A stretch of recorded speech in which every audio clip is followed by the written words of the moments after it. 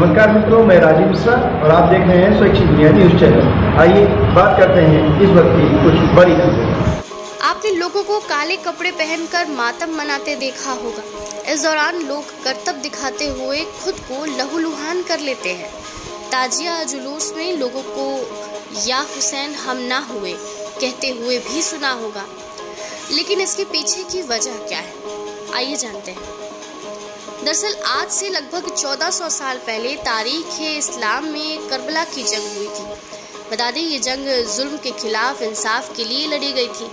इस्लाम धर्म के पवित्र मदीना से कुछ दूर शाम में मुआविया नामक शासक का दौर था।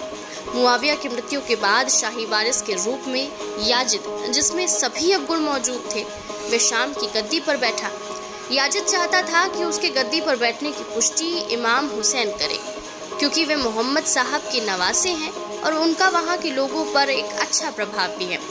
वहीं याजिद जैसे शख्स को इस्लामी शासक मानने से हजरत मोहम्मद के घराने ने साफ इनकार कर दिया था, क्योंकि याजिद के लिए इस्लामी मूल्यों की कोई कीमत थी ही नहीं। याजिद की बात मानने से इनकार करने के साथ ही उन्होंने ये भी फैसला लिया कि अब वे अपने नाना हजरत मोहम्मद साहब का शहर मदीना छोड़ देंगे ताकि वहाँ पर अमन कायम रहे। इमाम हुसैन हमेशा के लिए मदीना छोड़कर परिवार और कुछ चाहने वालों के साथ इराक की तरफ जा रहे थे, लेकिन करबला के पास याजिद की फौज ने उनके काफिले को घेर लिया।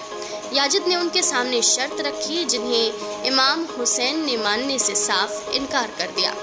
शर्त नहीं मानने के एवज में याजिद ने जंग करने की बात रखी। याजिद से बात करने के दौरान इमाम हुसैन इराक के रास्ते में ही अपने काफिले के साथ फुरात नदी के किनारे तंबू लगाकर ठहर गए, लेकिन याजिदी फौज ने इमाम हुसैन के तंबुओं को फुरात नदी के किनारे से हटाने का भी आदेश दे दिया और उन्हें नदी से पानी लेने की इजाजत तक नहीं दी गई। वहीं बता दें, इमाम जंग का इरादा नहीं रखते थे, क्योंकि उनके काफिले में केवल 72 लोग शामिल थे, जिसमें 6 माह का बेटा, उनकी बहन, बेटियां, पत्नी और छोटे छोटे बच्चे भी मौजूद थे। ये तारीख एक मुहर्रम थी और गर्मी का वक्त था। गौरतलब है कि आज भी इराक में गर्मियों के दिन यानी मई के दौरान सामान्य तापमान 50 डिग्री से ज्यादा होता है। 7 मुहर्रम तक इमाम हुसैन के पास जितना खाना और खासकर पानी था वो खत्म हो चुका था। इमाम सब्र से काम लेते हुए जंग को टालते रहे। 7 से 10 मुहर्रम तक इमाम हुसैन, उनके परिवार के मेंबर और अनुयायी भूखे प्यासे तक रहे। बता दें, 10 मुहर्रम को इमाम हुसैन की तरफ एक एक करके गए हुए शख्स ने याजिदी की फौज से जंग की। जब इमाम हुसैन के सारे साथी मारे जा चुके थे, तब असर यानी कि दोपहर की नमाज के बाद इमाम हुसैन खुद गए और वो भी लौट न सके।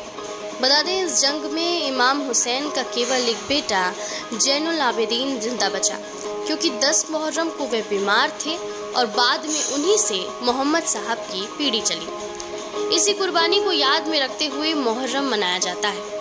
करबला का ये वाकया इस्लाम की हिफाजत के लिए हजरत मोहम्मद के घराने की तरफ से दी गई एक कुर्बानी है।